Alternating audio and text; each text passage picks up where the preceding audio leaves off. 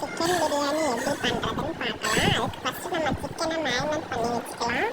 Salt, தயிர், அப்புறம் chilli powder இதெல்லாம் போட்டு நல்லா மிக்ஸ் பண்ணி வச்சுக்கோங்க. நம்ம வந்து வெஜிடபிள்ஸ் வந்து கட் பண்ணி வச்சிடலாம்.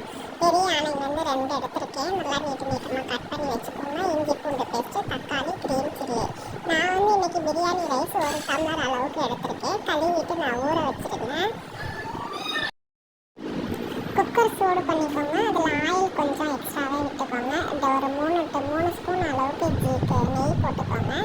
சூடானதுக்கப்புறம் ஸ்பைசஸ்லாம் ஆட் பண்ணிக்கோங்க. கிராம்பு, ஏலக்காய், பட்டை, பிரியாணி இலை, இது எல்லாமே கசகசா கொஞ்சம் ஆட் பண்ணிக்கோங்க. நான் வந்து முந்திரி சேர்த்துருக்கேன். நீங்கள் வந்து வேணும்னா சேர்த்துக்கோங்க. ஆனியன் கட் பண்ணி வச்சுருக்கேன். ஆனியனை சேர்த்துடலாம். சேர்த்துட்டு நல்லா வதக்கி விட்டுக்கோங்க.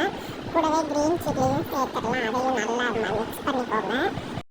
நல்லா வதங்கின பிறகு வந்து பார்த்திங்கன்னா இஞ்சி பூண்டு பேஸ்ட்டு நம்ம சேர்த்துடலாம். இதுவும் நல்லா வதங்கின பிறகு நம்ம வந்து தக்காளி சேர்த்துடலாம். தக்காளி சேர்த்து நல்லா வதங்கட்டும், ஜூஸியாக வரும். அதுக்கப்புறம் நீங்கள் வந்து புதினா, கொத்தமல்லி சேர்த்துக்கலாம்.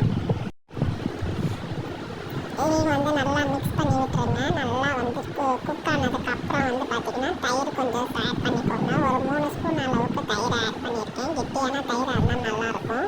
அதுக்கப்புறம் மேரினேட் பண்ணி வச்சுருக்க சிக்கனை ஆட் பண்ணிடலாம். சிக்கனை வந்து நல்லா மிக்ஸ் பண்ணி விடுங்க. அதிலேருந்தே தண்ணி வரும்.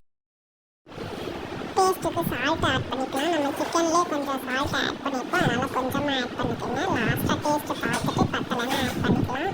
வாட்டர் வந்து 1 கிளாஸ் ரைஸுக்கு 2 கிளாஸ் தண்ணி ஊற்றிக்கோங்க. ஊற வச்சுருக்க தண்ணி வந்து நல்லா கொதிச்சதுக்கப்புறம் நீங்கள் ரைஸ் போடுங்க. அப்போ தான் நல்லா டேஸ்ட்டாக இருக்கும். ரைஸ் போட்டதுக்கப்புறம் ரொம்ப மிக்ஸ் பண்ண வேணாம். லைட்டாக கிண்டி விட்டுட்டு அதுக்கப்புறம் கொத்தமல்லி தலையும் மின்ட்டும் கொஞ்சமாக நம்ம தூவி விட்டுட்டு நெய் வந்து ஒரு 2-3 ஸ்பூன் அளவுக்கு ஊற்றிக்கோங்க. நல்லாயிருக்கும் டேஸ்ட்டு. இந்த பிரியாணி வந்து பயங்கர டேஸ்ட்டாக இருந்தது. நீங்களும் வீட்டில் ட்ரை பண்ணி பாருங்கள். நெய் விட்டுட்டு க்ளோஸ் பண்ணி வச்சுருங்க. க்ளோஸ் பண்ணிவிட்டு ஒரு 2 விசில் அளவுக்கு விட்டிங்கன்னா போதும். தண்ணி வந்து நீங்கள் 1.5 கிளாஸ் ஊற்றினாவே போதுமானது தான். இது நல்லா வேகணுன்றதுக்காக நான் 2 கிளாஸ் ஊற்றிருக்கேன். காரம் எனக்கு வந்து ஓகே தான். நீங்கள் வேணும்னா கொஞ்சம் ஆட் பண்ணிக்கோங்க. அதிகமாக சாப்பிட்றவங்களா இருந்தால்.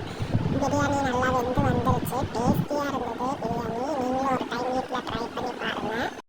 கமெண்ட்ஸில்